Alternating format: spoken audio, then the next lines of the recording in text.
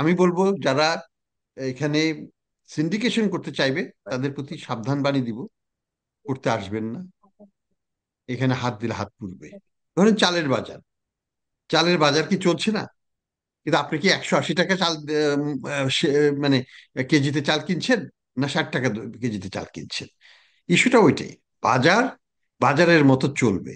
একজন চাইলেও 180 টাকা সে চাইলে তো আর পাবে না। চালের দাম 60 টাকা হয়, আপনি কেন 70-80 টাকা দিয়ে কিনবেন? আপনি দেখবেন 61 টাকা, 60 টাকা, 59 টাকা, 60 টাকা 50 পয়সা, এরকম এই মধ্যে বাজারে পাই যাবে। তো ডলারটাও তাই, রিজনেবল দামেই পাওয়া যাবে।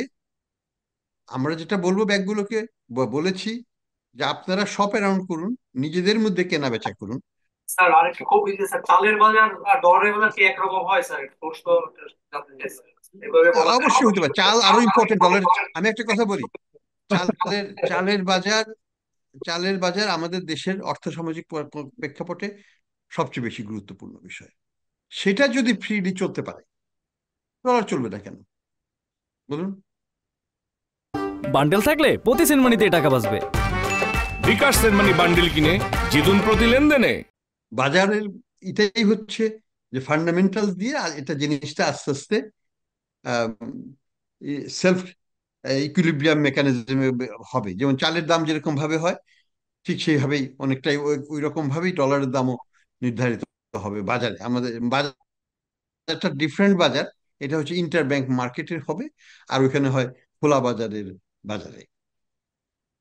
প্লেয়ার্স এখানেও বেশি, ওখানেও বেশি। আমরা আশা করবো যে এখানে কোনো ধরনের আহ, মানে সিন্ডিকেশন কাজ করবে না, করতে দেব না। আমরা ওভারসাইটে রাখবো, সিন্ডিকেশন অ্যালাউ করবো না এই বাজারে। চালের বাজারেও সিন্ডিকেশনের কথা বলা হয়, যদি আমি সেটা বিশ্বাস করি না। আমি মনে করি যে চালের বাজারে যে হাজার হাজার পার্টিসিপেন্ট, সেখানে সিন্ডিকেশন সেভাবে সম্ভব না। Ultimately it is supply demand driven.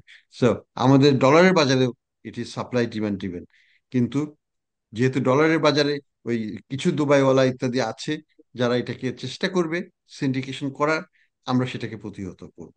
আমি বলবো যারা এখানে সিন্ডিকেশন করতে চাইবে তাদের প্রতি সাবধান বাণী দিব, করতে আসবেন না। এখানে হাত দিলে হাত পুড়বে। হ্যালো, আমি মেহেদি হাসান বলছিলাম ডেইলি ব্যবসা স্টাডি করতে আসছেন, কোম্পানি ব্যবসা থেকে। করুন।